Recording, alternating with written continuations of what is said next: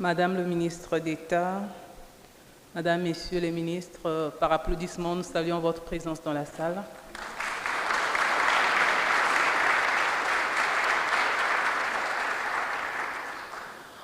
En ce troisième jour du premier forum des entreprises publiques en Afrique centrale, nous allons commencer les derniers travaux, disons les travaux de la session 9 et la session 10. Et tout à l'heure, nous allons clôturer ce forum. Et pour la session 10, justement, que nous allons entamer maintenant, le modérateur, c'est M. Nabil Chaerli. Monsieur le modérateur, s'il vous plaît.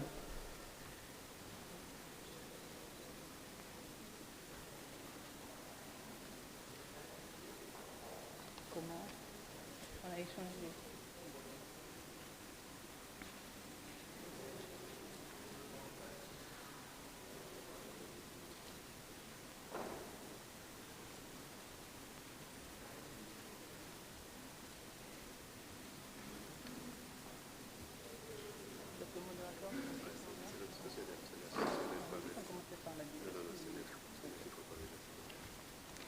D'accord. Nous commençons donc avec la session 9. Et le modérateur, c'est M. Youssouf Ouma Yoro. Merci de s'installer, Monsieur le modérateur. Les panélistes sont M. le ministre Denis Christel Sassou Nguesso, ministre de la Coopération internationale et de la promotion du partenariat public-privé en République du Congo. M. Constant Kouadou, secrétaire général de Côte d'Ivoire Énergie.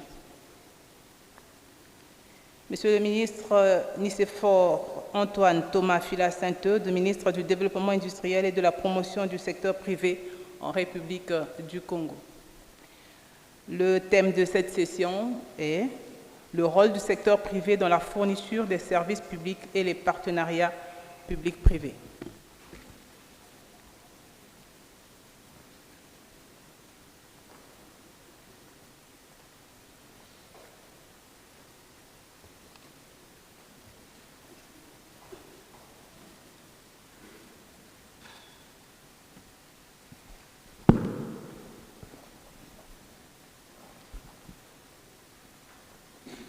Excellences, Monsieur le ministre de la Coopération et du Partenariat public-privé, Excellences, Monsieur le ministre de l'Industrie et de la Promotion du secteur privé, Monsieur le secrétaire général de la Côte d'Ivoire Énergie,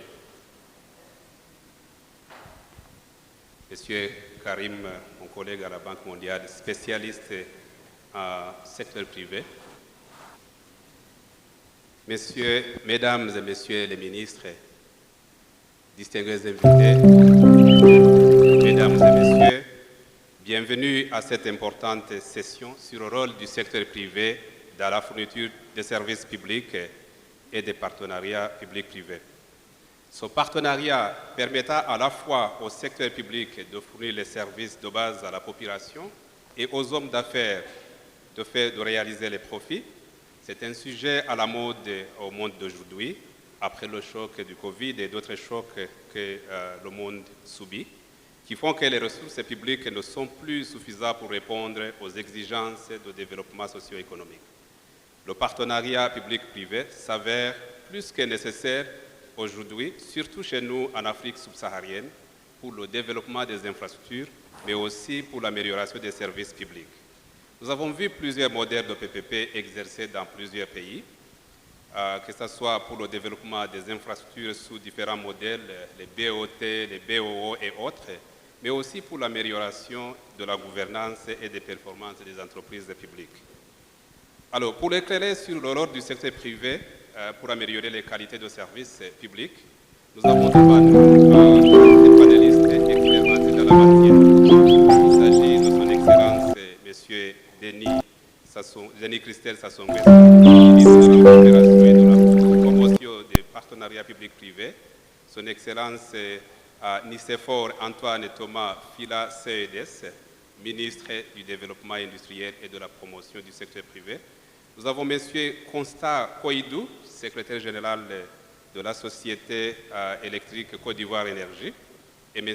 Karim Ouled Belaïchi, spécialiste principal du secteur privé de la Banque mondiale. Mon espoir est qu'à la fin de cette session,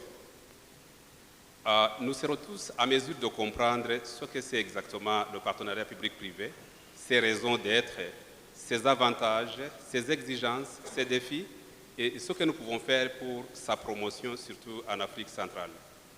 Donc, si vous le permettez, je vais commencer à poser quelques questions spécifiques pour mieux comprendre. Je commence par vous, Excellence, Monsieur le ministre de la Coopération et de la Promotion des partenariats public-privé. Quelle est la politique du gouvernement en matière de PPP en général et quels sont les secteurs prioritaires pour la participation du secteur privé en République du Congo? Merci, Monsieur le modérateur, pour la question assez pertinente que vous me posez d'entrée de jeu. Et je vais y répondre également de façon très directe. Il faut savoir que le gouvernement de la République du Congo a érigé le partenariat public-privé comme mécanisme avant tout de financement de projets, mais également comme mécanisme de financement des services publics. Ce qui veut dire qu'aujourd'hui, il faut déjà percevoir le partenariat public-privé comme étant une alternative très forte à l'endettement. Parce que nous sommes en Afrique subsaharienne principalement, des pays qui avons des modèles où nous finançons beaucoup les projets sur la base du budget de l'État et très souvent sur la base donc de prêts. Et le partenariat public-privé justement est une forme d'alternative à ce modèle très bien connu de nos États. Et notre pays, le Congo, en réalité, fait des partenariats publics-privés depuis un certain nombre d'années, sauf que nous faisions beaucoup de partenariats publics-privés sous la forme de délégations de services publics, puisque les projets, en réalité, étaient financés directement par l'État et souvent étaient confiés en gestion à des partenaires privés. Ce qui veut dire qu'en réalité, aujourd'hui, nous avons travaillé beaucoup plus sur le corpus juridique du mécanisme de partenariat public-privé, puisque désormais, notre pays s'est doté d'une loi. Depuis le 30 décembre 2022, nous avons une loi et nous avons adopté il y a peu un certain nombre de décrets d'application pour mettre en place un certain nombre d'organes qui vont permettre à cette loi de trouver toute son ossature dans son fonctionnement. Ce qui veut dire qu'aujourd'hui, le gouvernement, dans ses priorités, a pour option de privilégier le mécanisme de partenariat public-privé dans la réalisation d'un certain nombre de projets. Et vous n'êtes pas sans l'ignorer que nous avons dans notre pays un plan national de développement 2022-2026 qui est donc assis sur 6 axes principaux. Et la priorité du gouvernement, c'est de faire en sorte que les différents secteurs de ce PND, que sont l'agriculture, le développement industriel, le tourisme, le développement des zones économiques spéciales, la promotion immobilière et tout ça, on puisse le financer à travers ce mécanisme. Et moi, j'y ajoute souvent, même si ce n'est pas précisé de façon directe dans notre plan national de développement, les infrastructures. Parce qu'il est difficile de procéder au développement d'un pays lorsqu'il n'y a pas la possibilité de faire un maillage de toutes ces différentes zones d'exploitation. Donc aujourd'hui, voilà en réalité quel est l'axe de travail du gouvernement en matière de politique sur le partenariat public-privé. Merci, Excellence. Monsieur Karim, pour essayer de clarifier un peu, quelle est la définition concrète du mot de PPP et pouvez-vous nous expliquer comment identifier quand il faut faire le recours à ce type à ce modèle de réalisation des projets et quels sont ses avantages et les risques? Merci, Monsieur le modérateur. Donc, je vais peut-être commencer par expliquer ce que les PPP ne sont pas, pour mettre un peu en contexte la discussion. Donc, ce n'est pas un processus de privatisation, ce n'est pas un processus ou un instrument uniquement pour le financement. Bien sûr, le financement fait une partie intégrale des PPP, mais ce n'est pas uniquement pour du financement. Et également, il faut comprendre que ce n'est pas non plus un don du secteur privé. Et je vais y revenir. Donc, les PPP font une partie intégrale de la commande publique. C'est un outil qu'on a à disposition pour la commande publique. Et comme c'est un outil, il faut bien étudier comment l'appliquer, n'est-ce pas? C'est un outil qui ne peut pas être appliqué à tous les projets de l'État, mais qui pourrait être, disons, adaptable à certains. Le PPP se distingue de, disons, une passation des marchés normale, surtout parce que c'est un projet à long terme, à très long terme même, et qui inclut un contrat entre le secteur privé et le secteur public pour des ouvrages ou des vocations de service public. Et c'est vraiment une alliance de compétences entre le secteur privé et le secteur public qui peut amener à de l'innovation également. Maintenant, un avantage du contrat PPP est aussi qu'il transfère le risque ou une partie du risque au secteur, aux partenaires privés dans le contrat. Et aussi, dans le meilleur des cas, disons, un contrat de PPP, c'est un contrat basé sur la performance. Donc, contrairement au système traditionnel de passation des marchés où nous finançons des inputs, vraiment, le PPP, c'est plutôt pour les outputs. Donc, vraiment, c'est basé sur la performance. Maintenant, il peut y avoir plusieurs formes de PPP. Il y a des contrats où le partenaire privé assure toute la partie de la conception, la réalisation, financement, exploitation, etc. et ensuite est payé par l'entité publique.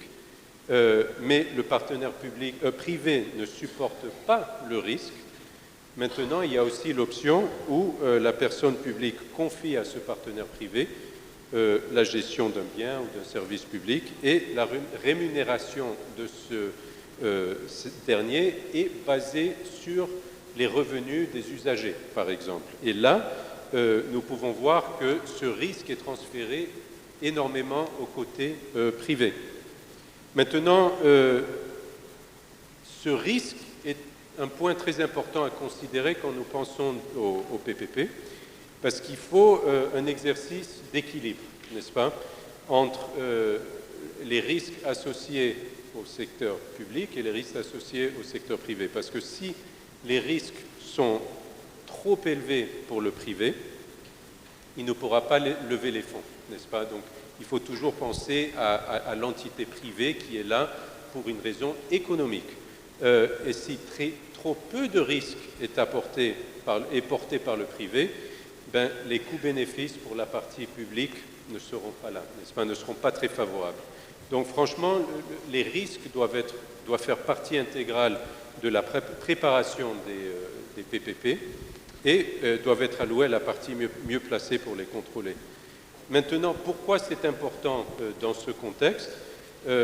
Bon, il y a le rythme d'investissement nécessaire que nous avons entendu ces derniers jours est quand même énorme. L'ampleur de ces investissements nécessitera des capitaux privés, n'est-ce pas? On ne peut pas dépendre uniquement du budget de l'État. Et les gouvernements aujourd'hui font face à des contraintes de ressources publiques et l'espace budgétaire est quand même réduit. Donc, il y a des avantages à ces PPP. Un, c'est adresser le déficit budgétaire. Deux, c'est d'introduire la technologie et de l'innovation que le secteur privé peut apporter à ce type de contrat. Ça impose aussi un certain degré de certitude budgétaire parce qu'on planifie le contrat, les coûts et de A à Z pour la durée du contrat. Et ça peut aussi dégager un bénéfice qualité-prix à long terme. Il y a également des risques qu'il faut quand même considérer quand nous parlons des PPP. Les coûts associés à les PPP, vu leur nature long terme, peuvent être quand même significatifs. Donc il faut déterminer est-ce que ces coûts valent la peine. Et là revient encore le point qualité-prix. Il y a aussi un coût lié à la dette. Donc en planifiant un contrat PPP à long terme, il y a des imprévus. Je pense notamment au Covid qui a quand même eu un impact significatif sur certains secteurs. Tout cela peut peser sur le budget de l'État. Et aussi, il y a le risque de la performance du secteur privé.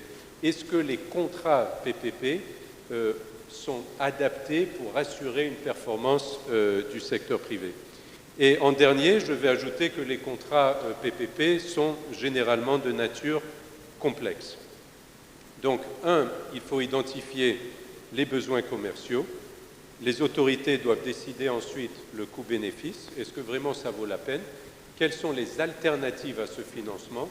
Et se retrouver donc au point où les PPP sortent comme un projet qui vaudrait la peine à pousser. Donc, pour conclure, il faut définir des projets bancables, commerciaux, qui sont candidats au PPP. Et ensuite, vraiment, c'est le rapport qualité-prix qui rentre en compte. Merci. Merci beaucoup, Karim. Excellence, Monsieur le ministre de l'Industrie et de la promotion du secteur privé. Le ministre a déjà mentionné de l'adoption d'une loi sur PPP en 2022. Aujourd'hui, quelles sont les incitations que vous avez mises en place pour séduire les investisseurs privés et quelles sont d'autres mesures que vous envisagez mettre en place pour vraiment motiver ou améliorer le climat d'affaires dans ce bon pays? Merci beaucoup, Monsieur le modérateur. Je voudrais, avant de répondre à votre question, souligner la qualité des deux interventions faites par mes prédécesseurs, parce que cela nous replace pleinement dans le débat et l'appui que le secteur privé pourrait amener aux différents opérateurs dans le cadre des PPP et autres. Le ministre de la Coopération venait de souligner que notre pays a un PND, un programme national de développement 2022-2026, qui se repartit en matière de financement globalement à hauteur de 25 à 30% par le financement direct de l'État et 70% par le financement extérieur, qui peut être un financement en termes d'investissement direct étranger. Ça peut être aussi un PPP, suivant la sélection que le Congo peut faire, puisque nous avons une loi sur les PPP et des décrets d'application qui permettent de choisir clairement les investissements qui pourraient faire partie des PPP. Alors, le ministère de l'Industrie, du Développement industriel et de la promotion du secteur privé garantit le climat des affaires au Congo. Vous savez bien que si le climat des affaires ne s'améliore pas, si le pays n'est pas attractif, vous ne pouvez ni amener les investissements directs étrangers, ni les investissements en termes de PPP. C'est pour cela que nous avons mis en place le Conseil national de concertation entre le secteur privé et le secteur public pour pouvoir élaguer toutes les inefficacités qui pourraient apparaître dans le cadre de l'attractivité de notre pays. Donc, globalement, pour répondre à votre question, c'est de dire que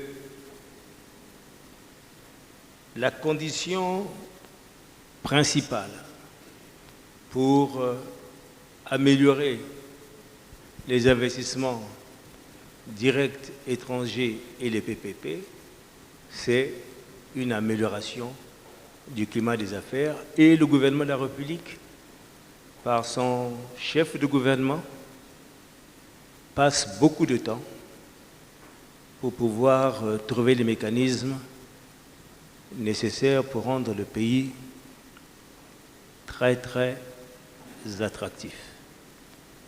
Voilà ce que je peux dire comme élément fondamental de ce que nous avons réalisé pour appuyer le PND, favoriser les investissements directs étrangers et favoriser les implantations des contrats de PPP, parce que, une fois de plus, sans un environnement qui sécurise les investissements étrangers,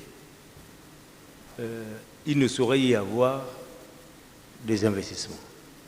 Donc voilà ce que nous mettons en place à l'heure actuelle, collégialement avec le ministère en charge des PPP, pour pouvoir améliorer l'indice de perception du climat des affaires que nous projetons vis-à-vis des tiers. Merci beaucoup, Excellence.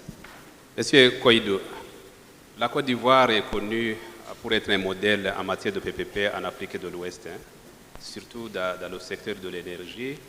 On a vu beaucoup de projets de production par des producteurs indépendants. On a entendu que dans les années 1990, la société de distribution de l'énergie a été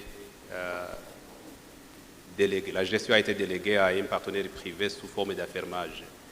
Si vous pouvez nous amener dans les années 1990, quels étaient les problèmes que vous aviez l'intention de résoudre, et aujourd'hui, quels sont les résultats avec ce modèle PPP? Est-ce que vous pouvez partager avec les participants? Merci.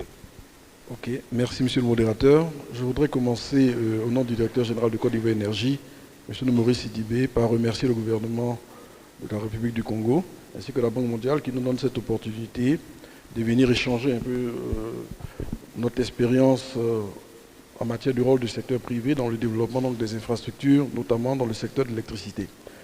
Alors, je commencerai par dire que l'histoire de la Côte d'Ivoire se confond avec les PPP, parce que c'est vrai qu'on parle des années 90, mais le premier PPP pour des infrastructures en réseau date des années 59, donc dès la veille de l'indépendance, avec la SODECI, donc qui a été la première concession de services publics que nous avons eu à faire pour la distribution de l'eau avec la SOR en Côte d'Ivoire. Et la seconde grande vague est apparue dans les années 90. Alors, qu'est-ce qui s'est passé dans le secteur spécifiquement de l'énergie, puisque c'est là que c'est de ce secteur que nous allons beaucoup parler. Il faut remarquer que déjà avant cela, depuis 1952, la Côte d'Ivoire avait créé une société qu'on appelle l'électricité de Côte d'Ivoire, l'ECI, qui concentrait l'ensemble des fonctions du secteur. Donc, c'était l'entreprise qui était en charge de la production, donc qui a réalisé tous les barrages hydroélectriques, en tout cas qui était pionnier dans toutes les technologies de production que nous avons en Côte d'Ivoire. Les premiers barrages ont été faits, réalisés, exploités par l'ECI. Ensuite, la centrale thermique de Viridi, c'était aussi pionnier avant les premiers PPP en la matière. Donc, c'est l'entreprise qui faisait à la fois la production, le réseau de transport, la distribution, la commercialisation du service de l'électricité. Et nous avons eu deux chocs. Le premier choc que nous avons eu, c'est au milieu des années 85, avec la grande sécheresse, qui a créé un stress très important sur la capacité de l'État à faire face à la demande, qui augmentait, et à un moment donné, il fallait mobiliser les financements. Et choc qui est également intervenu en même temps qu'une crise. Vous savez, après les années, fin des 20 premières glorieuses, début des années 80, nous avons commencé à avoir les crises dans la plupart de nos pays africains. Et la Côte d'Ivoire, qui était un pays qui dépendait fortement de l'exportation du café et du cacao, a vu donc les recettes de l'État diminuer de façon drastique et qui l'ont empêché, à un moment donné, de continuer son modèle qui était de dire « j'investis, je développe les ouvrages, je réalise la production de par moi-même ». Donc on s'est retrouvé dans les années 90, contrairement aux années 60 où on avait la SODECI qui était assumée comme un PPP dès le départ, on s'est retrouvé en 90 devant une situation très difficile. Il fallait prendre une décision en matière, j'allais dire, de la gestion du service public d'électricité. Et si vous regardez en 90, qu'est-ce qui s'est passé? L'État s'est dessaisi de la partie qui pourrait être la plus PPPable en griffe.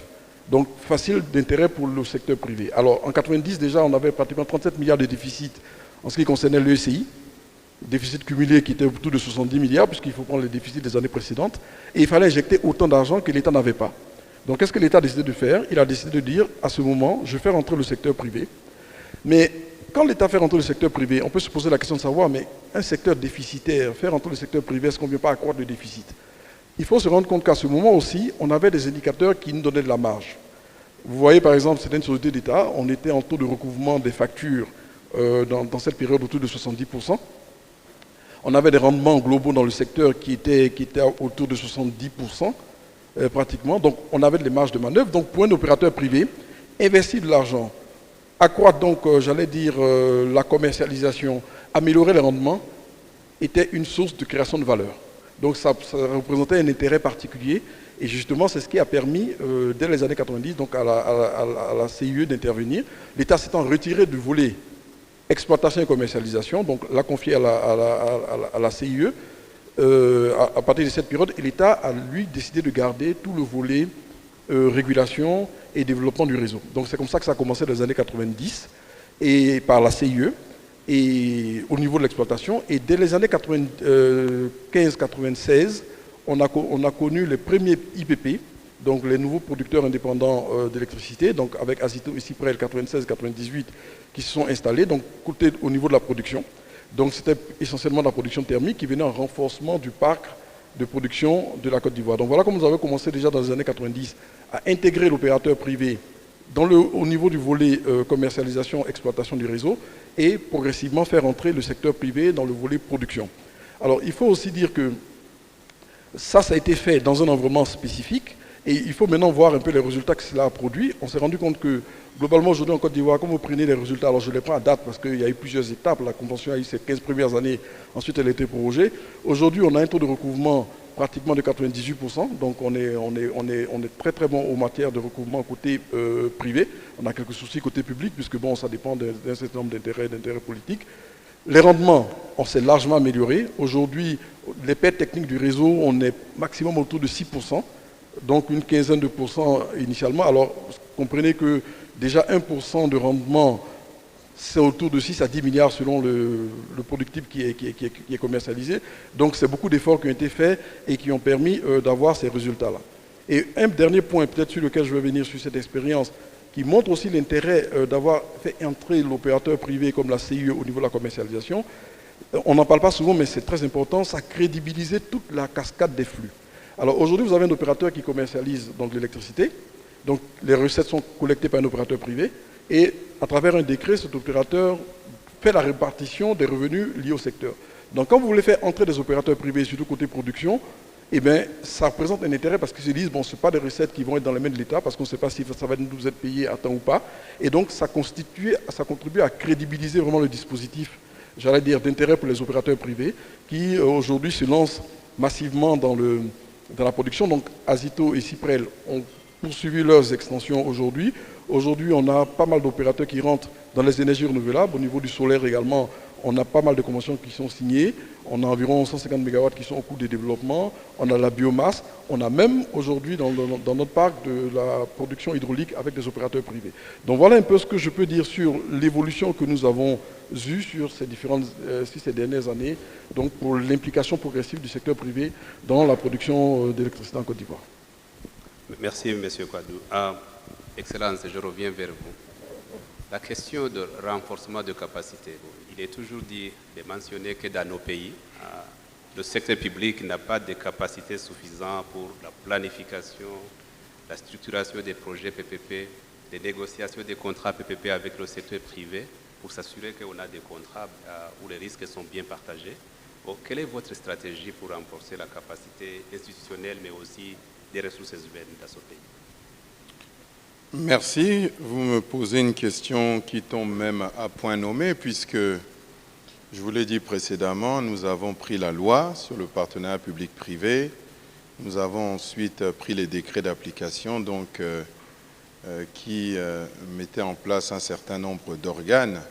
Et depuis l'année 2022, donc, nous avons commencé un vaste programme avec la Banque africaine de développement qui s'est proposé donc d'accompagner la République du Congo justement dans la construction de ses aptitudes et de ses capacités Et à l'issue de cette année 2022, nous avons réussi à obtenir un appui budgétaire avec la Banque africaine de développement, justement, qui va permettre d'accompagner toute cette armature, toute cette ossature en termes de capacité. Parce qu'il a été dit précédemment ici que les projets en partenariat public-privé sont des projets où il y a un besoin de performance, ce sont des projets où il y a un besoin de technicité, et ce sont même des projets où il faut faire une évaluation assez précise du niveau des coûts et des niveaux d'investissement. Et je pense que pour mener à bien ce type de projet, il faut avoir les personnes humaines suffisamment qualifiées. Et c'est à ce titre que donc nous avons sollicité, dans le cadre de l'engagement du gouvernement sur la construction de cette politique en matière de partenariat public-privé, cet appui budgétaire que la Banque africaine de développement nous a accordé. Et j'ai bon espoir que cet appui budgétaire sera mis à disposition. Je suis content que mon collègue, le ministre du Budget, soit dans la salle avec le ministre des Finances également, pour que dans leur ligne, ils puissent regarder quand est-ce que cette ligne pourra être mise à disposition du ministère, justement pour accompagner cette politique de formation, de renforcement de capacité donc des ressources humaines dans la politique des partenaires publics-privés que nous entendons mener. Et bien entendu, il faudrait que ce soit fait de façon à ce qu'elle puisse croître dans les prochains mois et dans les prochaines années. Merci, Excellence. Monsieur Karim, je reviens vers vous.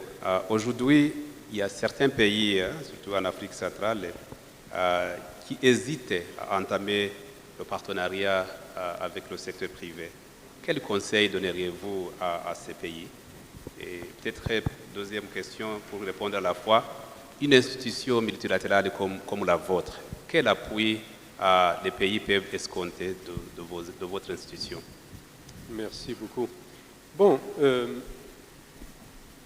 aller vers les PPP, c'est aussi un changement de mentalité, n'est-ce pas? Il faut établir une relation un peu différente des fois avec le secteur privé que celle qui a été là auparavant. Je dirais qu'un forum comme celui d'aujourd'hui est un excellent point de départ, n'est-ce pas? Il faut étudier et apprendre des leçons des autres. Il y a quand même des expériences avec les PPP qui ont réussi, comme nous l'avons entendu avec l'exemple de la Côte d'Ivoire. Il y en a plein d'autres. Donc je dirais que la première chose, c'est d'étudier et d'apprendre de l'expérience des autres. Ce n'est pas nécessaire de démarrer à zéro et d'inventer le processus. Il y a quand même des leçons à tirer. Deux, ça serait de calculer les coûts-bénéfices. Encore, les PPP sont une des options. Et en faisant ce calcul diligent, on peut déjà s'apercevoir qu'il y a quand même des bénéfices nets dans certains projets. Trois, je dirais, et c'est ce que nous avons entendu par Monsieur le ministre, le cadre réglementaire et institutionnel, très important. Donc il faut que ces cadres-là soient solides, que les textes d'application soient solides également pour garantir cette transparence et la responsabilité des parties. Et je pense que cela ajouterait donc facilite la confiance pour aller vers ce modèle-là. Il faut, je pense, impliquer un nombre de parties prenantes, les parties locales, dans ces discussions, entendre leurs idées, leurs problématiques, communiquer sur ce type de contrat, ce type de démarche. Aussi, prioriser les projets qui sont prioritaires au pays, n'est-ce pas, et qui rapportent une réelle valeur ajoutée. Et je pense que là, les résultats parlent pour eux-mêmes. Aussi, voilà, comme vous l'avez mentionné, c'est une relation contractuelle, donc je dirais pour les pays de s'assurer, de bien étudier pour assurer une relation contractuelle qui soit équitable et avantageuse pour le secteur public. Et en dernier, ce serait un renforcement des capacités. Comme nous l'avons entendu, il y a déjà des programmes en marche pour assurer que le côté humain suive aussi cette démarche. Et je pense qu'avec tous ces ingrédients-là, on se retrouve dans une situation où on rentre dans cette discussion de PPP avec beaucoup plus de confiance et avec un objectif beaucoup plus clair. Merci. Excellence, Monsieur le ministre de l'Industrie. Tout à l'heure, vous avez parlé du plan national de développement. Il était prévu d'avoir, si je me rappelle, donc, de développer environ 8 000 milliards, donc c'est le coût total des investissements nécessaires pour atteindre les objectifs du PND. 6 milliards sur ces 8 000 milliards, les 6 000 milliards devaient venir du secteur privé. Et vous avez mis en place la loi PPP pour essayer de motiver, de séduire le secteur privé. Aujourd'hui, quel est le bilan aujourd'hui et quels sont les défis que vous avez pour vraiment combler ce gap s'il y en a?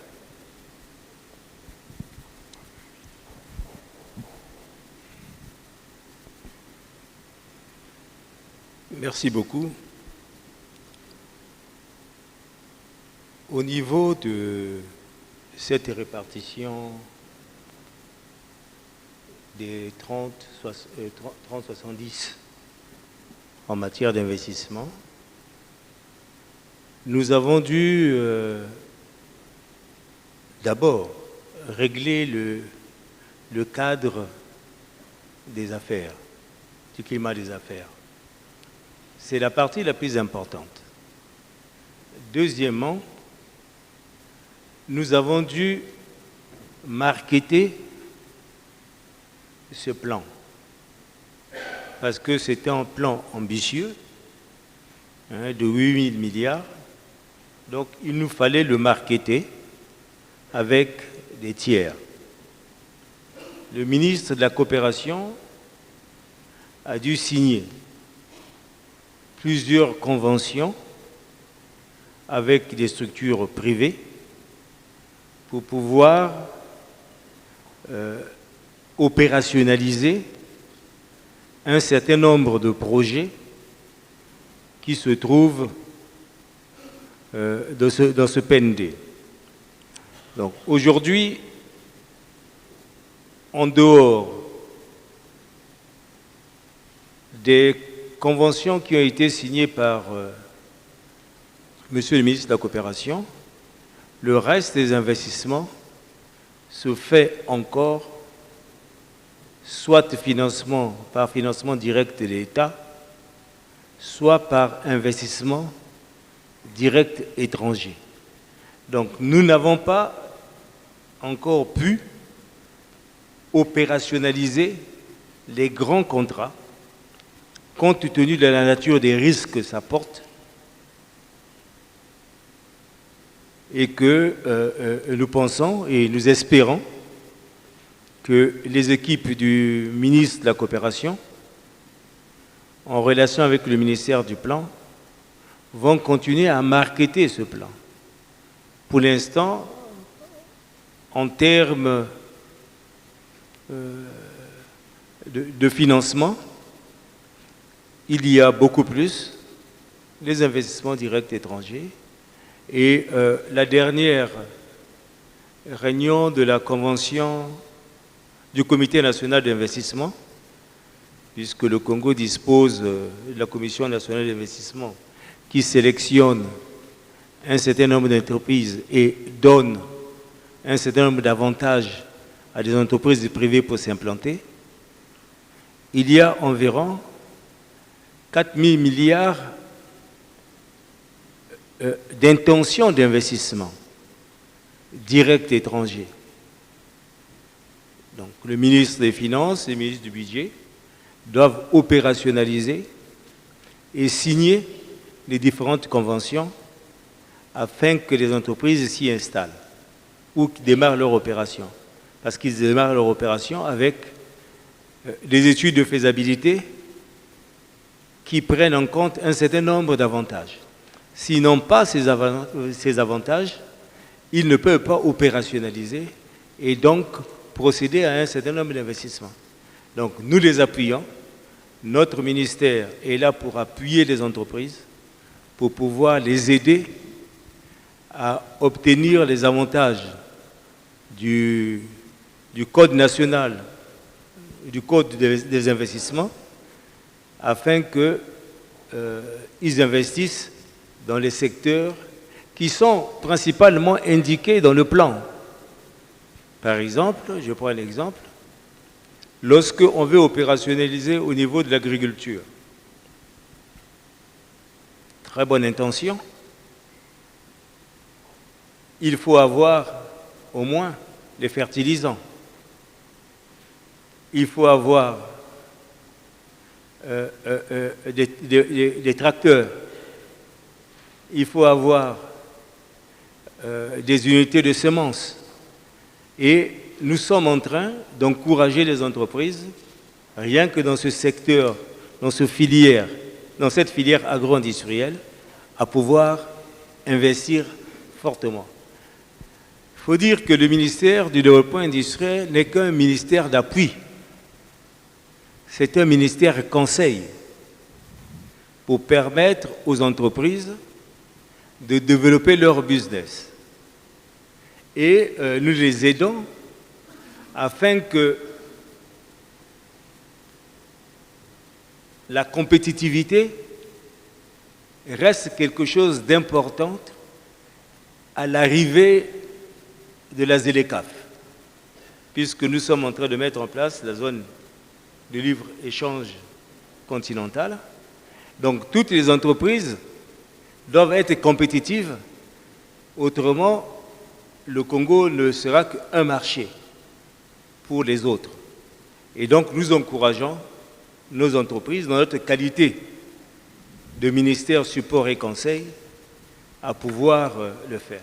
Donc je peux dire en conclusion que aujourd'hui, le ministère de la Coopération est suffisamment avancé dans un certain nombre de conventions qui sont signées, dans l'urée par exemple, qui est un fertilisant important. Le ministère de la Coopération continue aussi à travailler avec d'autres secteurs. Et nous, du point de vue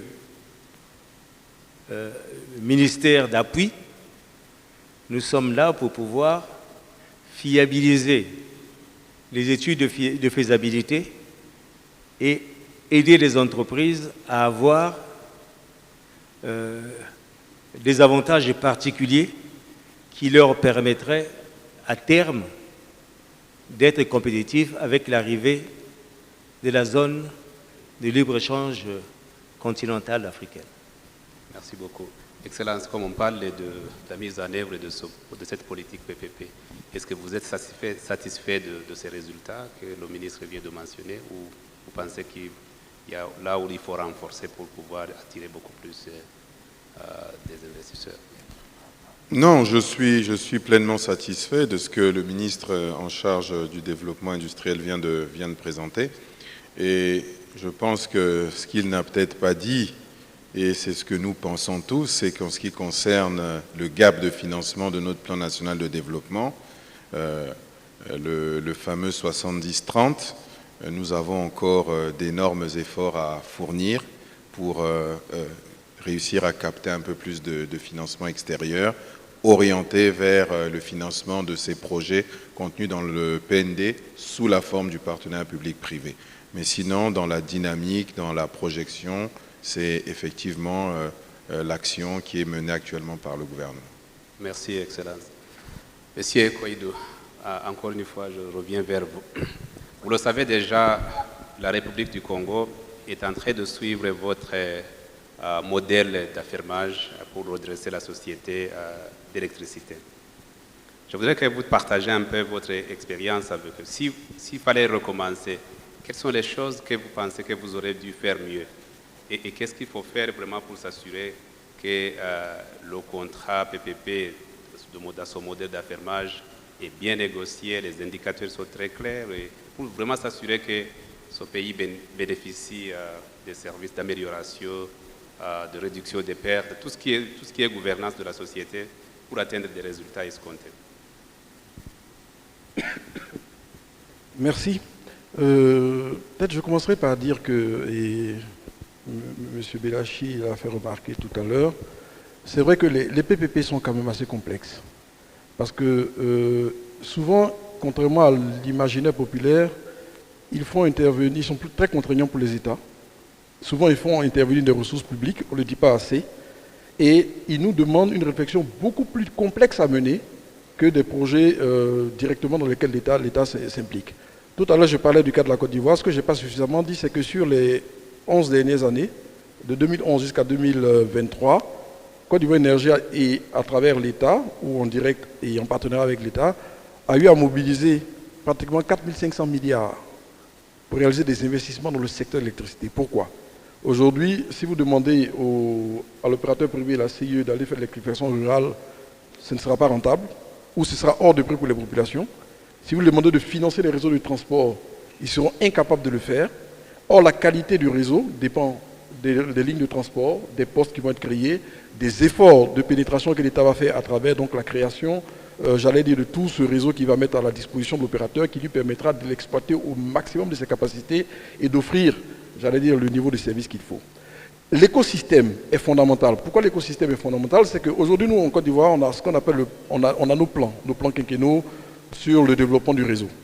Il est important que déjà, on ait la conception globale de ce que nous voulons faire pour dimensionner le bon niveau d'intervention du privé. Parce que souvent, on part d'un niveau zéro privé et on veut le faire à 100%. Nous, on pourra conseiller une démarche plutôt progressive. Comme je l'expliquais, nous, on a commencé, même si aujourd'hui le code de l'électricité en Côte d'Ivoire nous permet de segmenter l'ensemble des secteurs d'activité, on a commencé par la production, on est sur l'exploitation, la commercialisation, où on a ouvert, mais sur la commercialisation et l'exploitation avec un monopole privé, et les autres où on a eu une espèce de concurrence que nous avons ouvert sur la production. Donc on y va progressivement, parce qu'aujourd'hui, rentabiliser les réseaux de transport va être très complexe. Nous, on a un réseau qui est maillé, donc c'est une boucle de réseau, on produit à différents endroits et on peut l'exporter sur l'ensemble du territoire.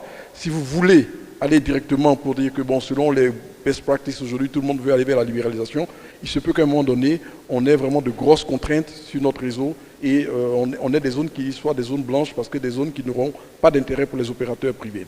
Donc, ceci étant dit, globalement, si je veux résumer les éléments d'expérience et si je peux me permettre, on ne va pas se permettre de donner des conseils, mais de partager cette expérience, la première chose, ça a l'air basique à dire aussi, c'est d'abord la volonté politique. Et là, je me réjouis de voir qu'au niveau du Congo, elle y est. Il y a déjà un ministère en charge de ces questions, donc ça veut dire que c'est porté au plus haut niveau.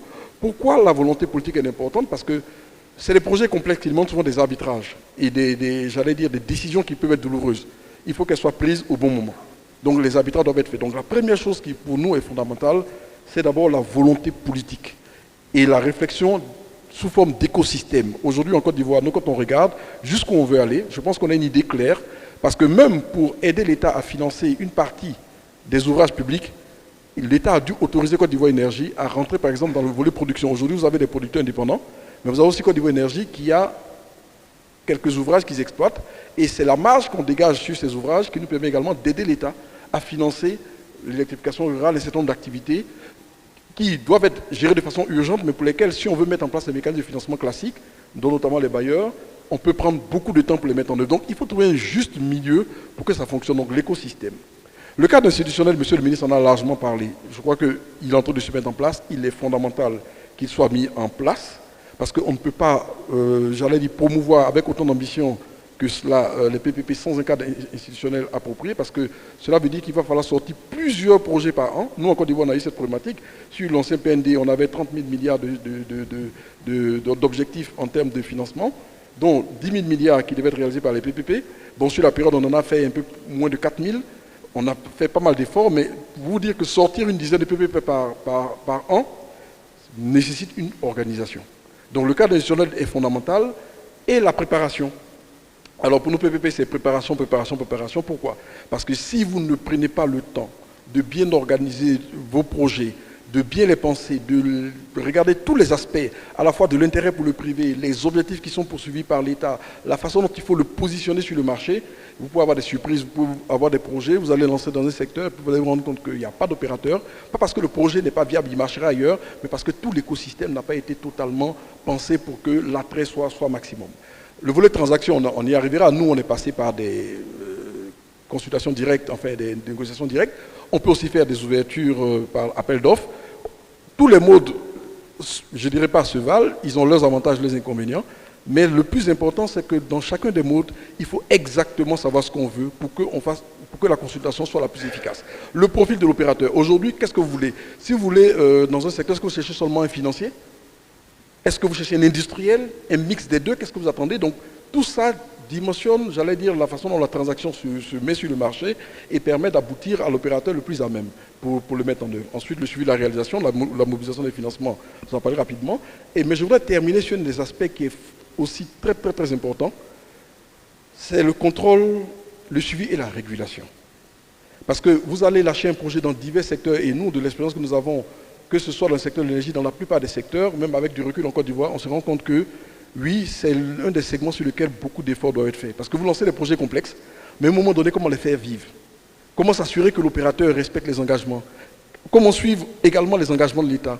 Parce que c'est un mariage de long terme. Et un mariage, il y a toujours des couacs, il faut pouvoir les gérer pour avancer ensemble et les renouveler. Donc, ce volet régulation, contrôle et suivi de la mise en œuvre des conventions, c'est quelque chose de fondamental. Nous, en Côte d'Ivoire, dans le secteur de l'électricité, l'État nous a confié en tant que Côte d'Ivoire Énergie, le suivi de la concession via le ministère. Donc, nous sommes chargés du suivi opérationnel donc des performances de l'opérateur. Et je peux vous assurer que c'est quelque chose d'assez complexe à mener parce qu'il y a une grosse asymétrie d'informations, donc qui nécessite que derrière, on mette en place des moyens techniques, financiers pour s'assurer que les conventions tournent de la meilleure des façons possibles. Donc, voilà un peu ce que je peux partager comme expérience en la matière pour le suivi et pour la mise en œuvre efficace donc, des projets PPP dans le secteur de l'énergie. Merci beaucoup, M. Koïdou. Pour ne pas monopoliser la parole, je voudrais me tourner vers les participants. S'il y a des questions brûlantes, donc on va prendre une question, peut-être une ou deux questions avant de clôturer. Est-ce qu'il y a une question aux panélistes? Oui, monsieur. Et vous précisez à qui vous adressez la question. Merci. Alors, merci. Je suis donc M. Damas Ondongo, directeur général adjoint de la Ciaris Congo, société agricole et de raffinage du sucre industriel. J'ai suivi le ministre en charge de la coopération internationale et de la promotion du secteur de partenariat privé-public. Et d'emblée, dans son speech, ou le début de son intervention, il a parlé de l'amélioration du corpus juridique et la loi, qui est une évidence, de 2022. Bon, à moins que je n'ai pas bien suivi, et nous sommes en 2024, est-ce que les textes d'application de cette loi sont déjà envisageables? Parce que là, à vous entendre parler, le chantier est très très avancé. Et à quand l'horizon de ces textes-là, si c'est pris, leurs applications pour encourager, comme l'a dit le ministre en charge du développement industriel, ministre de support et de conseil, afin de rendre notre cadre juridique attractif et incitatif. Merci pour la question et la réponse sera encore plus précise. Effectivement, j'ai parlé des décrets d'application donc de la loi du 30 décembre 2022 qui régit et organise le partenariat public-privé. Et donc, le Conseil des ministres qui s'est réuni en date du 27 décembre 2023 a adopté les décrets d'application de ladite loi, qui sont sûrement peut-être même déjà publiés. Il faudrait essayer de vérifier, mais je peux vous certifier que j'ai moi-même regardé les copies de ce décret, et comme je suis parmi les contre-saints, je peux vous dire que ces décrets ont bien été signés par l'ensemble des membres du gouvernement donc, qui contresignent ces décrets et bien entendu signés par le Premier ministre et Monsieur le Président de la République. Donc ces décrets sont bel et bien pris. Merci. Merci beaucoup, Excellence. Une autre question? Oui.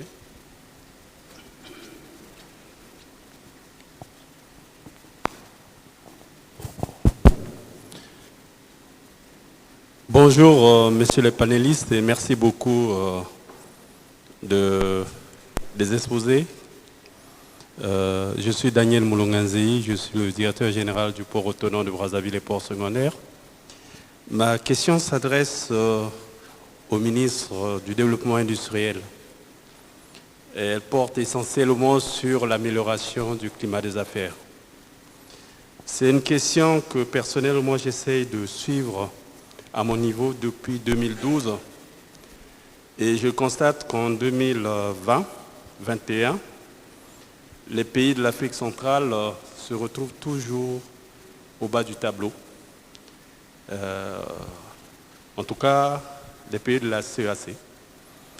Et je sais que le gouvernement fait des efforts et le ministre vient d'énumérer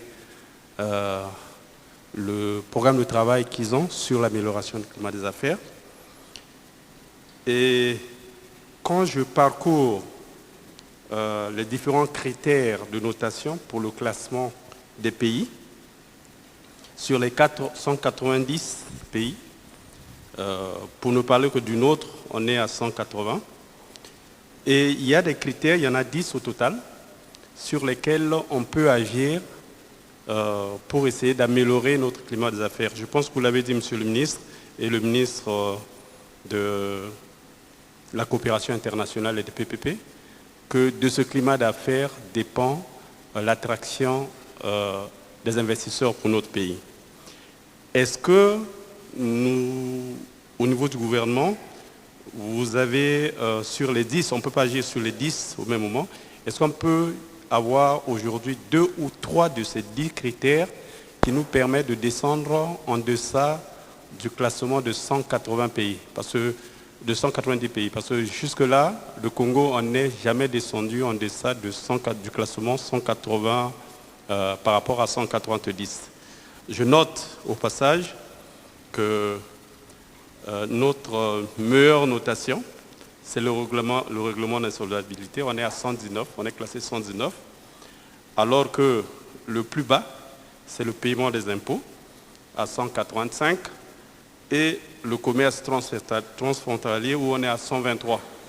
Est-ce que, au lieu d'agir sur les 10 critères, on ne peut pas aller progressivement sur certains critères afin d'améliorer notre classement? Merci beaucoup. Merci beaucoup. Je pense que c'est la dernière question.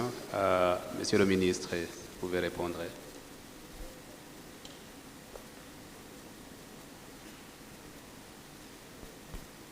Merci beaucoup pour l'intérêt porté sur cette question du climat des affaires. Je voudrais d'abord dire que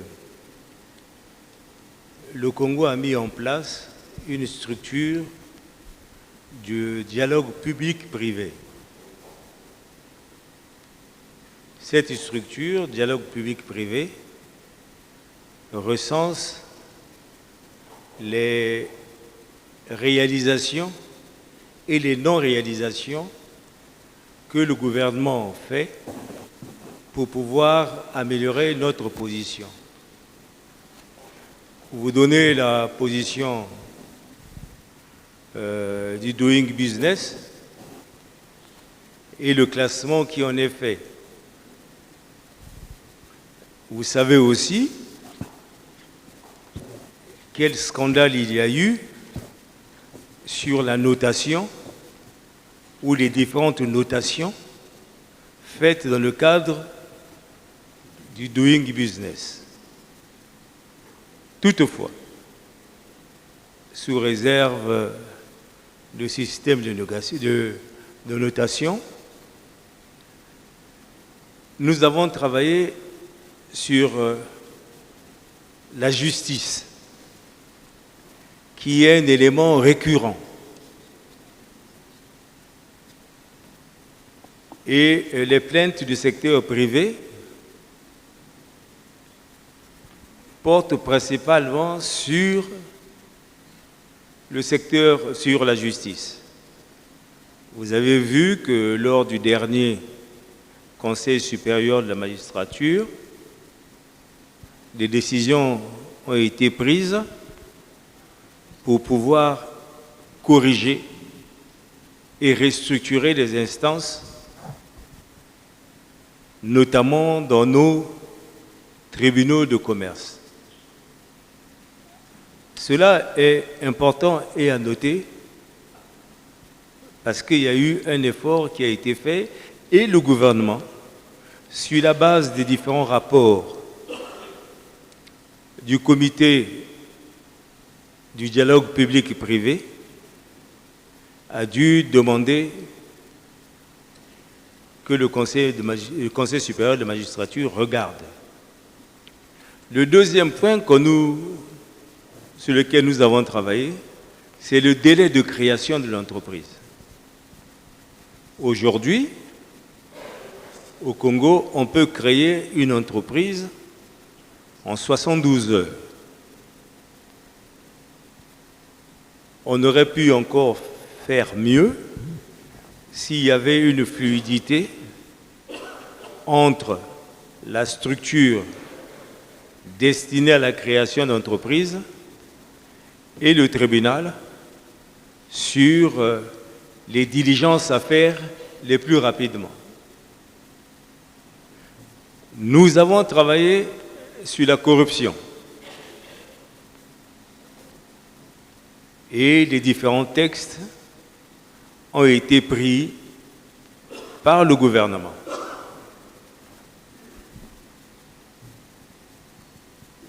Une structure dédiée à la lutte contre la corruption a été mise en place et est opérationnelle. Mais la grande question, et je sais que vous le savez, c'est la question de l'éthique. C'est là qu'il faut entrer dans le processus de déconstruction et reconstruction de l'homme. Parce que lorsqu'on a acquis des habitudes, cela pose un véritable problème. Et je sais que la structure dédiée est véritablement au travail. D'autant plus qu'à côté de cette structure, il y a une structure qui s'occupe de la transparence en matière de finances publiques. Donc qui veille, elle aussi, sur des questions de fraude, de concussion et de corruption. Nous avons travaillé sur les coûts de passage. Il était reproché au Congo les éléments sur le coût de passage comparativement aux autres ports de la zone. Nous y avons travaillé. Et je sais aussi que le ministre de la Coopération travaille sur le modèle de concession qui a été fait, aussi bien au niveau de la gestion du port et au niveau de la gestion du fret maritime. Donc, le gouvernement travaille pour pouvoir corriger les différentes inefficacités qui nous sont reprochées par le secteur privé. Mais je voudrais dire aussi que ce sont des enquêtes qui déterminent notre positionnement, notre qualité de discussion avec le secteur privé. Et ce n'est pas pour rien que dans la structure gouvernementale que Son Excellence, Monsieur le Président de la République, a mis en place un secteur un ministère dédié à la promotion du secteur privé. Parce que justement, il faut corriger les inefficacités et c'est ce ministère qui est en charge de l'amélioration du climat des affaires. Nous avons corrigé le temps de transport entre Pointe-Noire et Brazzaville. À l'époque, il fallait 2 jours pour aller à Pointe-Noire, de Pinkaï, là où on fabrique du sucre. 1 semaine pour aller à Brazzaville. Aujourd'hui, en 1 journée, on est à Brazzaville au départ d'un Caï.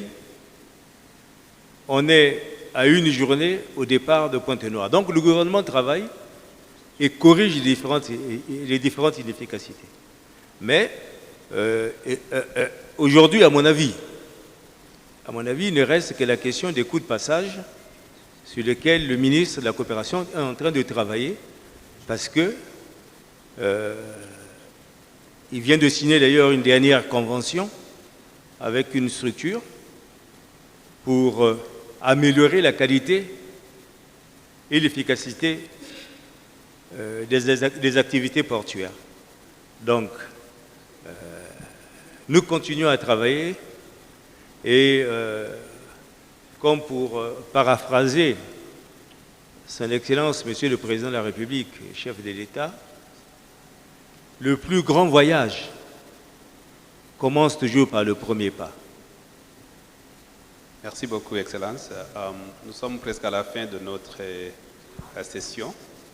Chacun a retenu quelques mots. Je retiens que le secteur privé joue un rôle important dans la fourniture des services publics en apportant des innovations, des compétences spécialisées et plus d'efficacité, améliorera ainsi l'efficacité opérationnelle et la qualité de services fournis.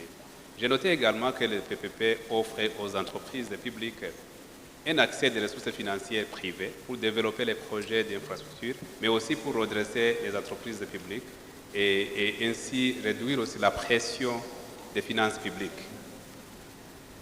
J'ai noté que le PPP offre une opportunité de collaboration fructueuse entre le secteur public et le secteur privé, permettant ainsi de combiner les forces de 2 secteurs pour fournir des services publics de qualité, tout en optimisant l'utilisation des ressources. Mais la collaboration entre le secteur privé et le secteur public doit être guidée par des principes de transparence, de responsabilité et d'inclusion pour garantir des résultats positifs.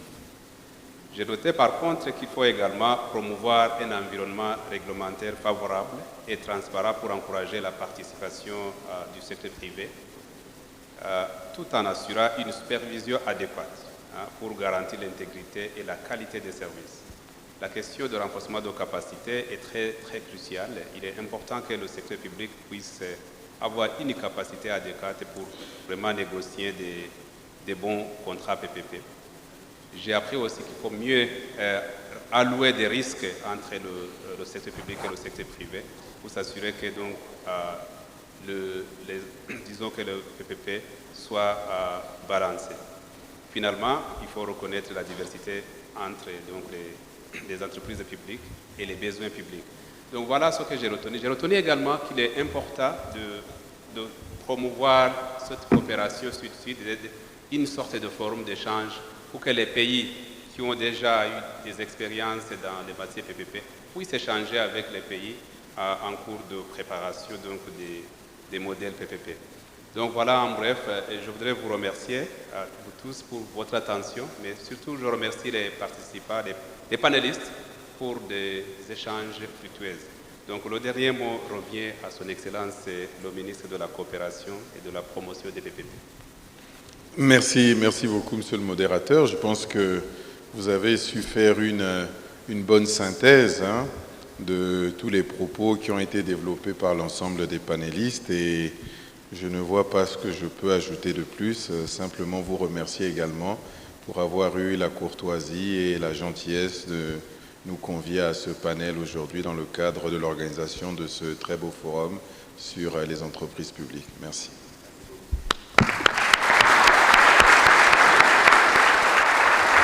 Merci.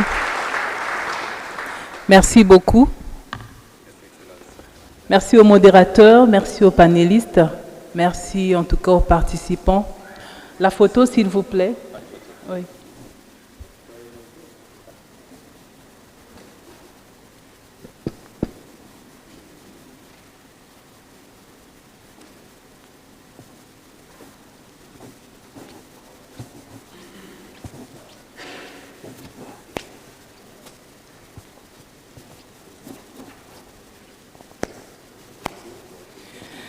Merci beaucoup. Merci, monsieur. On va enchaîner avec la session 10. Le modérateur pour cette session, c'est M. Nabil Chaernu qui s'installe. Merci.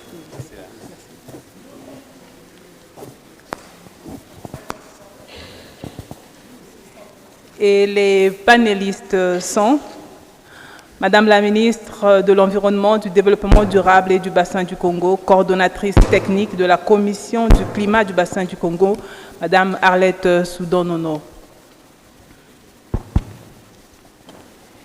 Pour la Société nationale des pétroles du Congo, nous avons le docteur Bidia Ayo Ibata qui s'installe pour la session.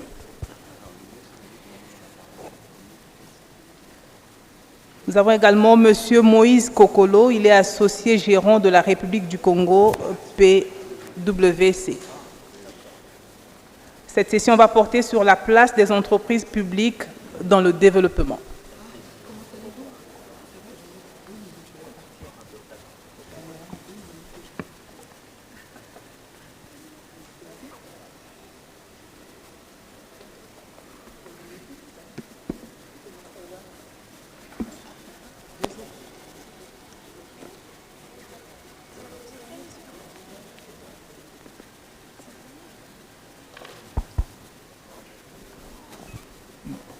Bonsoir, messieurs, mesdames les ministres, chers participants.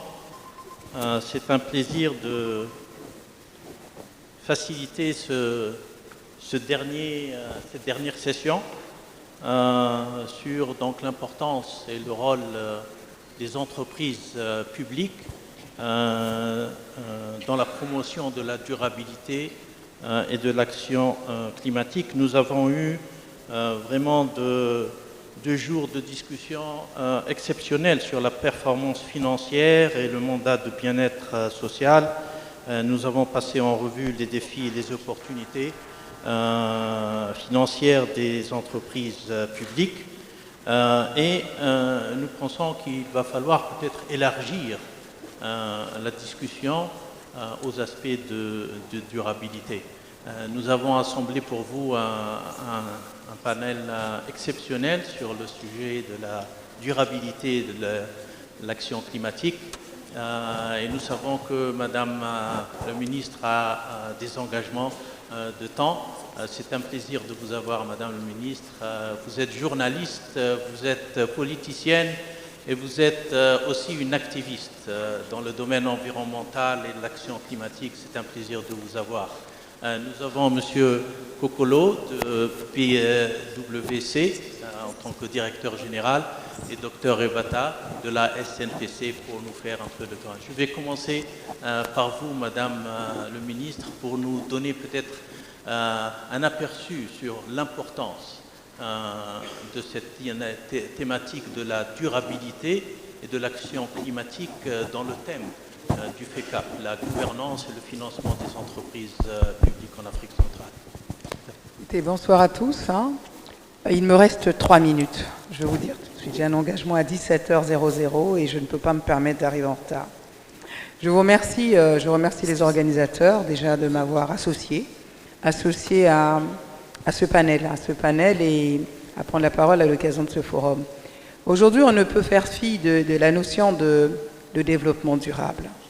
Le développement durable inclut l'environnement, inclut les concepts d'économie et du social, c'est-à-dire l'environnement, ce que nous consommons, la façon dont nous avons le rapport aux ressources naturelles, l'économie, la façon dont nous exploitons, Et enfin, le social, c'est-à-dire le vivant que nous sommes, en incluant donc la biodiversité. Tout a été plus ou moins dit avant avec les entreprises. Le rapport de la gouvernance aux entreprises, c'est d'abord l'appropriation de la gouvernance architecturale réglementaire. Il faut déjà changer de paradigme. Il faut déjà s'approprier ce nouveau concept. Qu'est-ce que c'est que la notion même de durabilité? Parce que nous empruntons ces mots, nous parlons de gestion sur le bas carbone des entreprises, la responsabilité sociétale des entreprises. Il y a tout plein de concepts autour, mais reste l'appropriation et la sensibilisation. Il faut déjà que nous comprenions déjà de quoi nous parlons. Parce qu'aujourd'hui, il y a des personnes qui se demandent ce que c'est que le climat. Ils ne savent pas ce que c'est que le climat. Ils ne savent pas que la façon dont les entreprises se développent, il leur est fait obligation de s'approprier la notion même de durabilité dans la façon dont ils doivent investir. Aujourd'hui, je suis en train de courir après le temps. Je suis un peu embêtée parce que j'aurais souhaité prendre beaucoup de temps pour déjà donner ces définitions, parler de la nouvelle loi cadre d'orientation en République du Congo qui porte sur le développement durable de 2022. C'est la première en la matière. J'aurais voulu parler également de cette loi portant gestion durable de l'environnement également. Nous avons abrité ici un grand sommet des écosystèmes forestiers, certes, oui, mais également de biodiversité qui nous concerne. Et on ne peut pas parler aujourd'hui de développement sans prendre en compte tous ces facteurs de développement durable aujourd'hui que je venais d'évoquer. Donc là, malheureusement, je ne peux demeurer à ce stade-là au niveau de ce panel. Par courtoisie, j'ai accepté de rester 2 minutes de plus pour pouvoir vous remercier et simplement vous exprimer ces quelques petites phrases. Et j'espère que ce n'est que partie remise et nous aurons l'occasion donc de débattre. Voilà. Vraiment, chers collègues, monsieur le ministre du Budget, madame la ministre d'État, chers tous, je suis vraiment obligée de partir. Okay. Voilà. C'est moi qui vous remercie. Bonne continuation. Merci.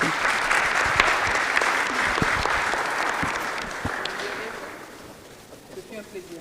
Ce couple, c'est un grand partenaire.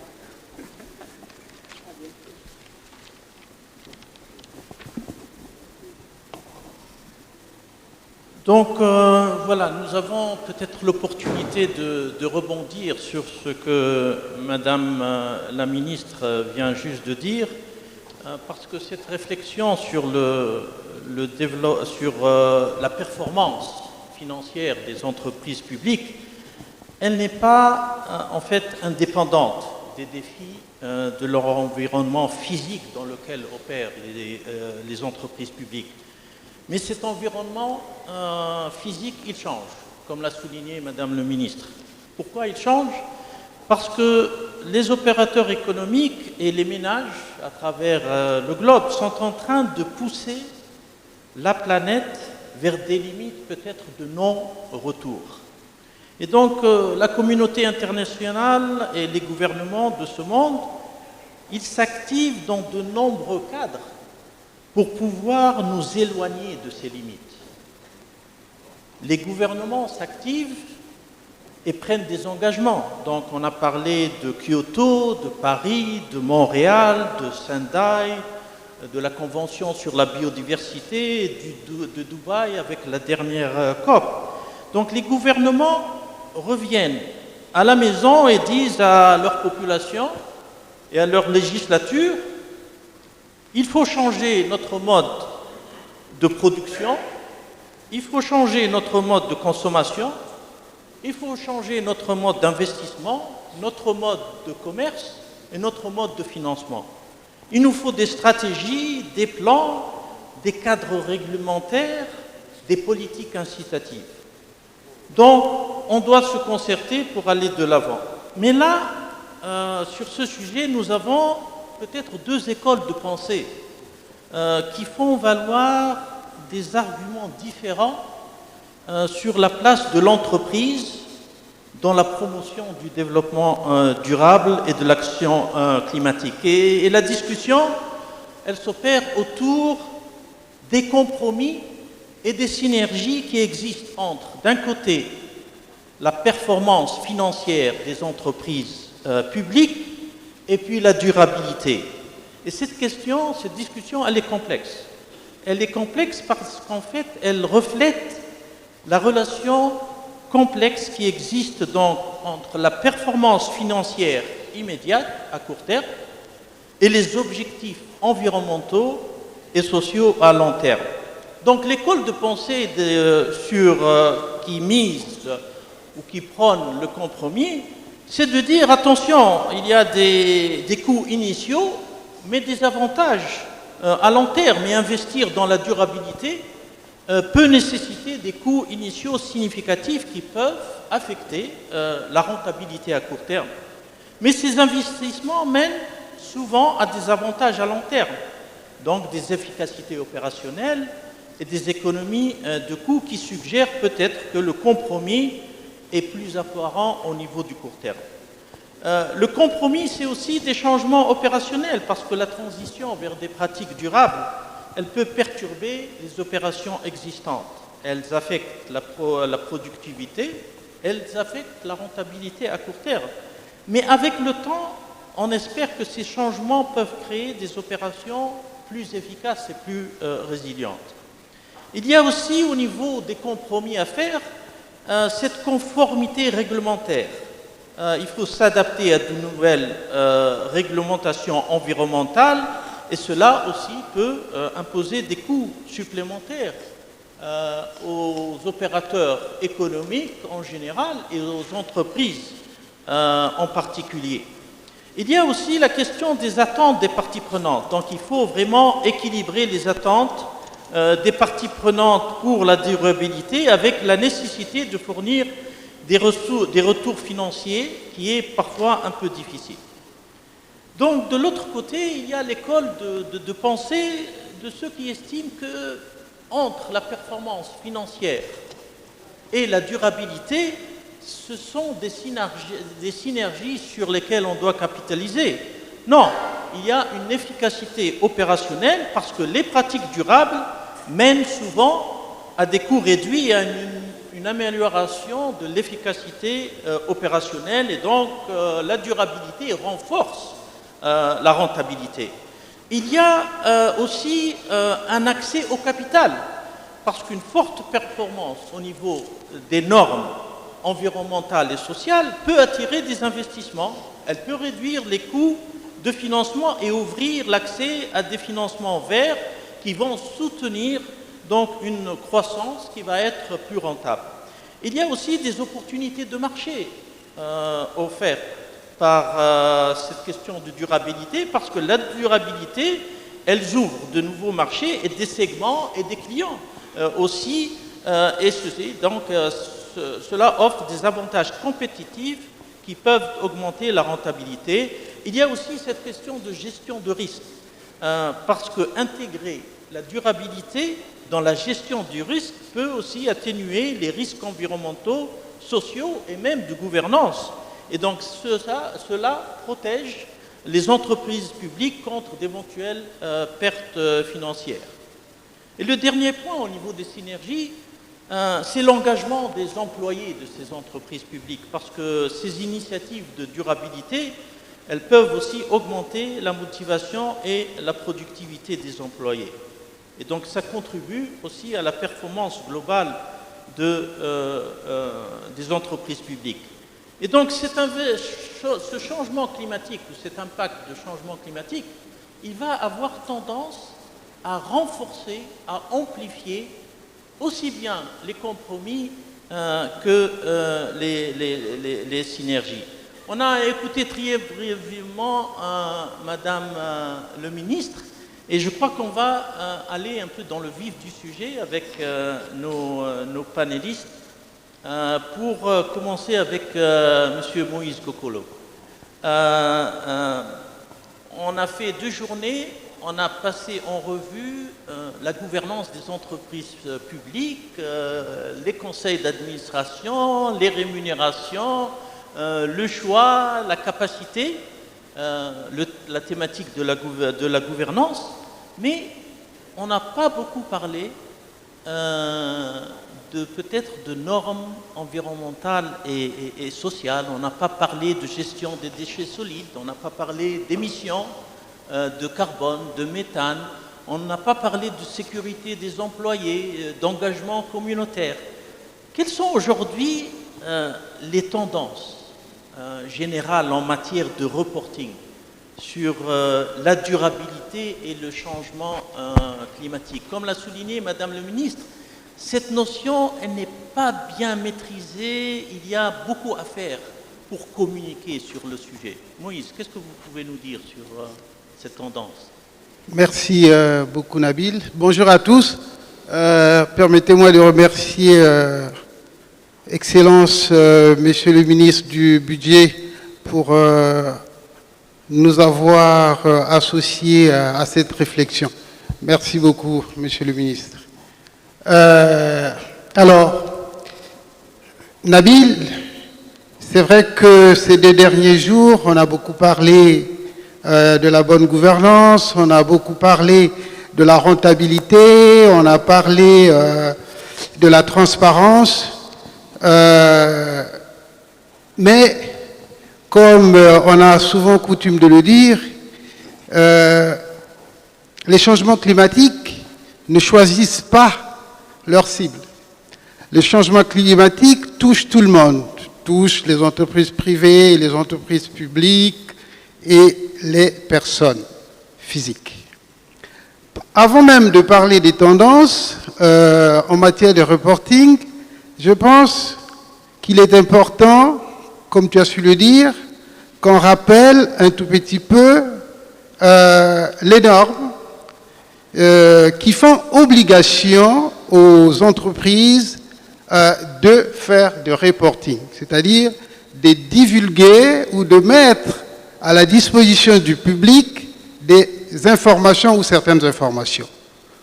Nous savons que les entreprises privées ont des obligations de divulgation des informations financières. Et cette obligation a été d'ailleurs maintes fois rappelée ces 2 derniers jours.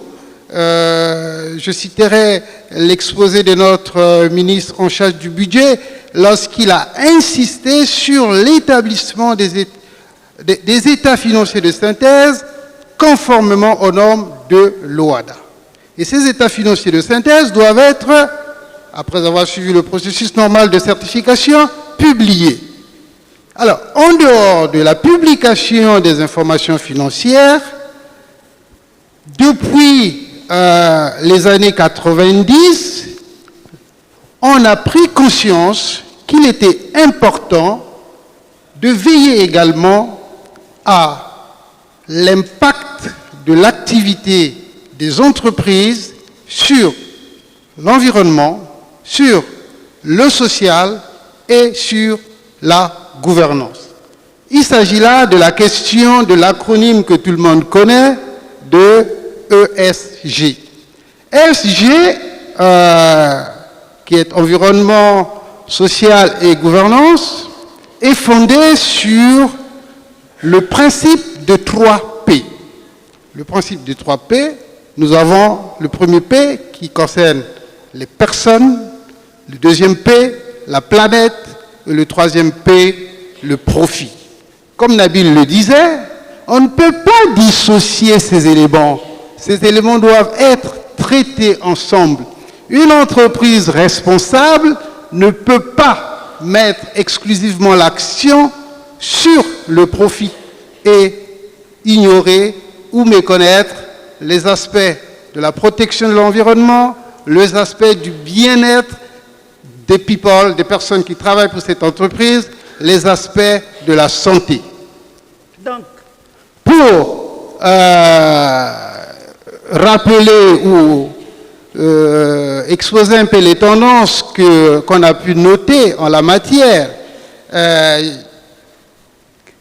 l'obligation de reporting existe en Europe, notamment en Union européenne et aux États-Unis. Le législateur est en train de durcir l'obligation de reporting des informations non financières, c'est-à-dire tout ce qui concerne l'environnement, le social et la gouvernance. Il y a une directive qui est d'ailleurs entrée en vigueur actuellement, qui concerne les entreprises d'une certaine taille. Vous allez peut-être dire, ça concerne les Européens. Et non. Cette directive va également concerner les entreprises qui travaillent en Afrique, les filiales des entreprises européennes. On ne s'arrête pas là. Cette directive va également concerner les entreprises africaines, en général, et donc congolaises en particulier, qui ont pour donneur d'ordre les entreprises européennes ou américaines. Je reviens, Nabil, si tu me le permets, au niveau des entreprises publiques, qui n'ont pas, ce n'est pas faire injure aux entreprises publiques, qui ne sont pas peut-être très au fait de la démarche ESG, c'est-à-dire environnement social et gouvernance. Il faut emboîter le pas, il ne faut pas être en marge de cette dynamique. La démarche ESG n'est plus une simple mode comme cela a été il y a quelques années. C'est aujourd'hui une réalité. Nous l'avons entendu ici pendant ces 3 derniers jours, que même pour lever les fonds sur certaines places financières ou auprès de certains prêteurs, il vous sera demandé de présenter des rapports sur votre comportement concernant l'environnement, le social et la gouvernance. Donc c'est un élément fondamental qui va augmenter la valeur de votre entreprise, qui va augmenter la crédibilité de votre entreprise. Donc pour ce qui est des tendances, au niveau de l'Europe et des États-Unis, j'ai parlé du renforcement des normes concernant le reporting. Au niveau de l'Afrique, nous avons également, dans le cadre de l'UMOA par exemple, une certaine taxonomie concernant les entreprises qui interviennent dans ce marché financier. Au niveau de l'OADA aussi, si ma mémoire est bonne, nous avons la note 35 qui fait obligation à certaines entreprises d'avoir des rapports concernant l'ESG. Et vous voyez, on ne peut pas aujourd'hui faire du business et ignorer le respect de l'environnement, le respect du social et la bonne gouvernance. Voilà, Nabil, ce que je vous pouvais dire sur cette question. Merci Moïse pour ce tour d'horizon et merci d'avoir mis les 3 P au même niveau. Ce n'est pas toujours la tendance. On met prospérité et puis le petit E et le petit S viennent tout juste après. Je vais me tourner vers Dr Ibata. Vous êtes la chef de service pour les associations et les relations avec la tutelle au niveau de la SNPC, une entreprise publique. Est-ce que vous pouvez nous éclairer sur cette relation entre performance et durabilité, et de quelle manière une entreprise comme la SNPC peut-elle contribuer de manière efficace aux objectifs d'action climatique, que ce soit au niveau national ou au niveau mondial. La transition énergétique est un élément extrêmement important au niveau de la discussion aujourd'hui sur l'action climatique. Comment est-ce que la SNPC gère ces grands enjeux? Merci pour la parole.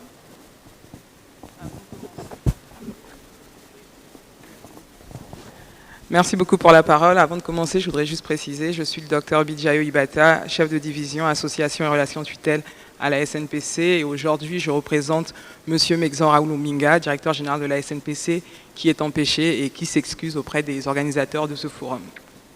Donc, comme vous l'avez dit, la SNPC, qui est la Société nationale des pétroles du Congo, est une société qui, depuis plusieurs années, malgré le fait qu'elle soit impliquée dans l'exploration et la production d'hydrocarbures liquides et gazeux, est une société qui est très impliquée dans la protection de l'environnement. En ce qui concerne les changements climatiques, la SNPC a mis en place une stratégie qui vise à réduire ses émissions de gaz à effet de serre à un horizon de neutralité carbone, à un horizon 2050. Et pour ce faire, la SNPC, malgré le fait qu'elle reste une société productrice d'hydrocarbures qui sont considérés comme des sources d'énergie assez polluantes, la SNPC s'est engagée, comme je l'ai dit, à réduire ses émissions de gaz à effet de serre, notamment au travers de 3 principaux axes. Le premier axe concerne la valorisation du gaz naturel. Comme vous pouvez le savoir, le Congo est un pays pétrolier, mais c'est aussi un pays gazier. Aujourd'hui, au Congo, nous avons environ 400 milliards de mètres cubes de gaz naturel. Et il est vrai que le gaz naturel est un hydrocarbure gazeux, mais c'est l'hydrocarbure le plus propre de tous les hydrocarbures qui existent. C'est-à-dire que la production de gaz naturel et l'utilisation de gaz naturel produit moins de gaz carbonique que les autres hydrocarbures gazeux. Et à ce titre, aujourd'hui, la République du Congo, au travers de la SNPC et du ministère des Hydrocarbures, s'engage à valoriser au mieux les ressources gazières du pays qui, dans le passé, étaient essentiellement torchées. Donc, depuis quelque temps, la SNPC et le ministère des Hydrocarbures ont terminé un master plan gaz qui va prochainement être présenté au grand public. Et ce master plan gaz a permis, en fait, de recenser toutes les sources de gaz naturel qui sont disponibles au Congo et en même temps de mettre en avant les possibilités de valorisation de ce gaz naturel. Et les principales possibilités de valorisation qui ont été identifiées ont été des possibilités au niveau local, notamment à travers la production d'électricité, ce que nous faisons déjà depuis un certain temps avec la centrale électrique à gaz de Pointe-Noire, qui est opérée par un de nos partenaires, la société Eni Congo, avec laquelle nous sommes associés sur le permis Marine 12. Et c'est sur permis Marine 12 que nous venons de lancer il y a quelques mois le premier projet de gaz naturel liquéfié au Congo, qui va permettre en fait au Congo de réellement faire son entrée dans le secteur et le marché des opérateurs gaziers. Et pour information, les premières gouttes de GNL ont été produites la semaine dernière et d'ici quelques semaines, le premier chargement de gaz naturel liquéfié congolais va être envoyé en dehors des zones congolaises. En dehors de cela, on a, avec le ministère des Hydrocarbures et les autres ministères du secteur, travaillé sur un code gazier pour inciter en fait les investisseurs à venir investir de manière plus concrète dans ce secteur, parce qu'il est vrai que nous avons un code des hydrocarbures qui date de 2016. Ce code a quelques dispositions sur les hydrocarbures gazeux, mais nous avons considéré que ces dispositions étaient incomplètes.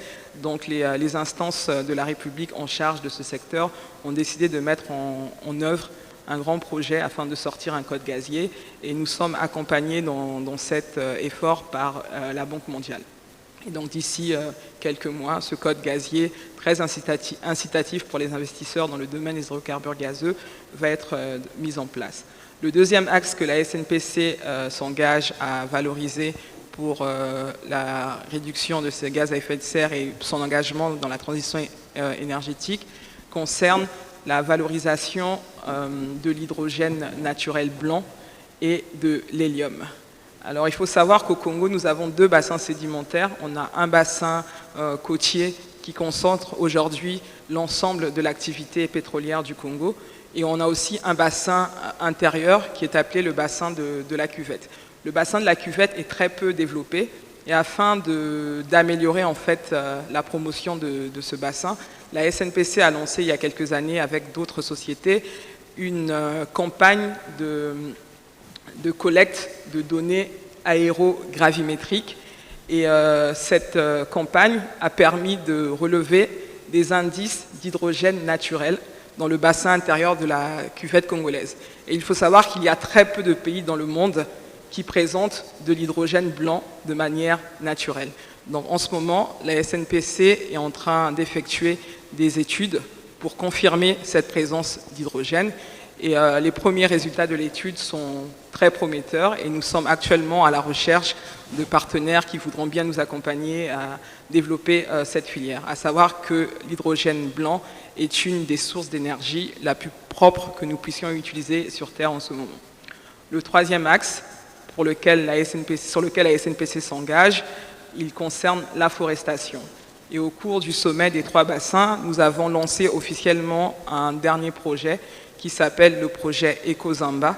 Et ce projet est un projet d'afforestation qui répond à l'appel lancé par le président de la République du Congo, son Excellence M. Denis Sassou Nguesso, lors de la COP 27 en Égypte, et qui appelait en fait à s'engager dans l'afforestation. Donc le projet EcoZamba porté par la SNPC est un projet qui répond à cet appel et qui s'empreint en fait des objectifs du gouvernement à travers le PRONAR pour afforester sur une zone de 50 000 hectares pour la première phase du projet dans les plateaux Batéké. Et l'année dernière, la phase pilote de ce projet de 1000 hectares a été lancée. Et le projet est censé s'étaler sur une dizaine d'années.